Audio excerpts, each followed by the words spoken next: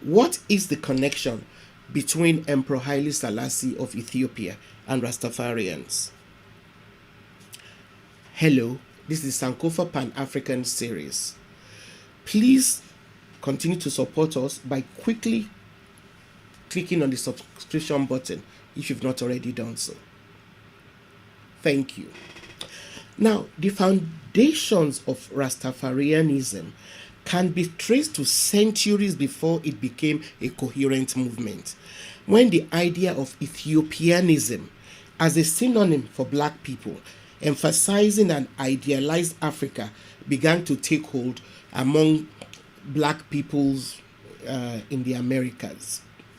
Even though most of the enslaved people embraced Christianity, they interpreted passages of the Bible, like the one known as the Ethiopian prophecy, which offered hope, and is found in Psalm 68, verse 31. Now it says, "Princes shall come forth out of Egypt. Ethiopia shall soon stretch forth her hands unto God."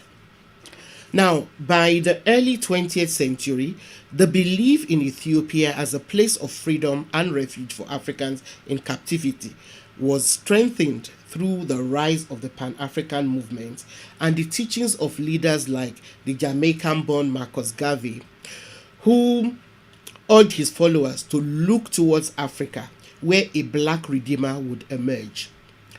In other parts of the Caribbean, texts like the Holy PB, also known as the Black Man's Bible, emerged.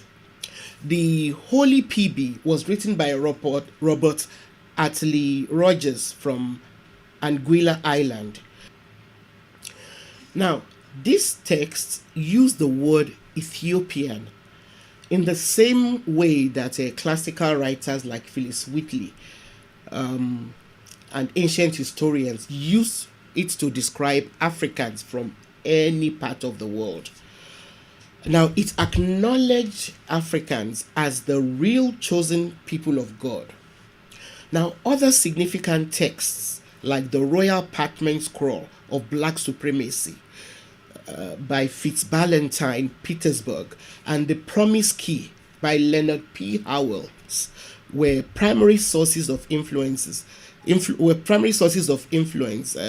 to many in the early Rastafarian movement.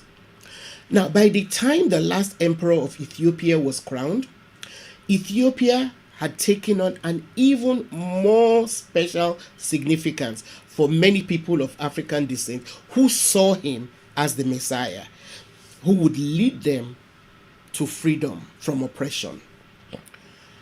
It is believed that Rastafarians derived their name from the name that Emperor Haile Selassie was given at birth. Haile Selassie, of course, was the last Ethiopian emperor. Now, Haile Selassie was given the name Rastafari when he was born on the 23rd of July in 1892.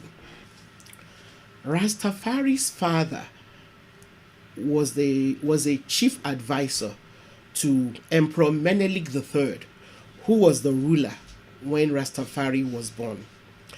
He then took the regal name Haile Selassie I when he was crowned.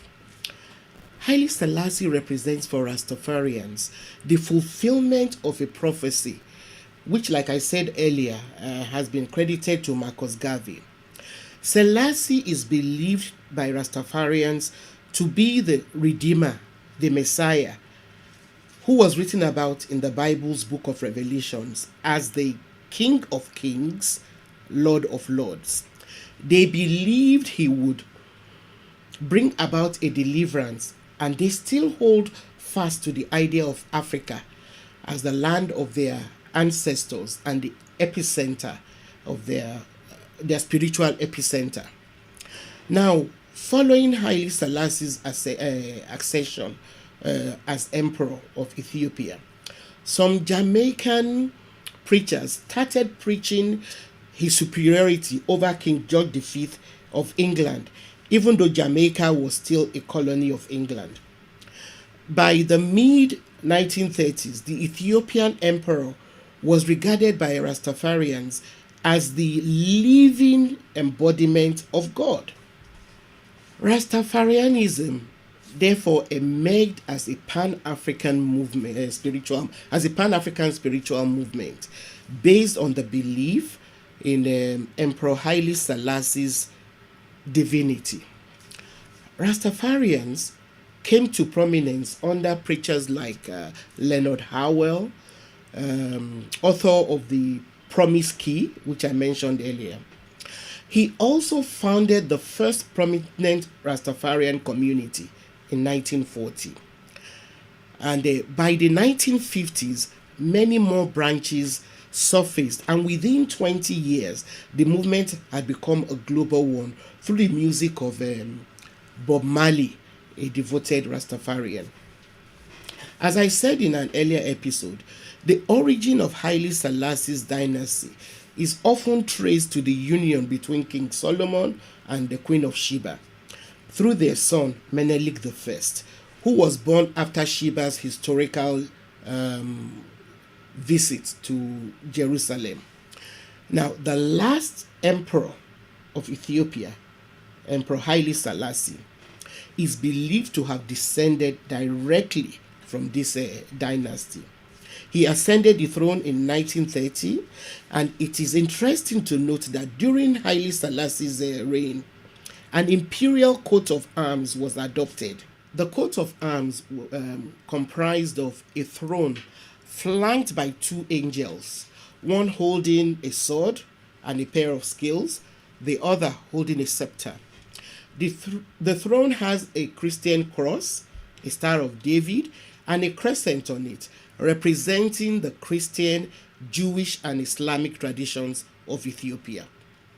The coat of arms also has a red mantle and a crown, as well as an emblem representing the Lion of Judah. Thank you very much for being a part of this episode of the Sankofa Pan-African series. Please help to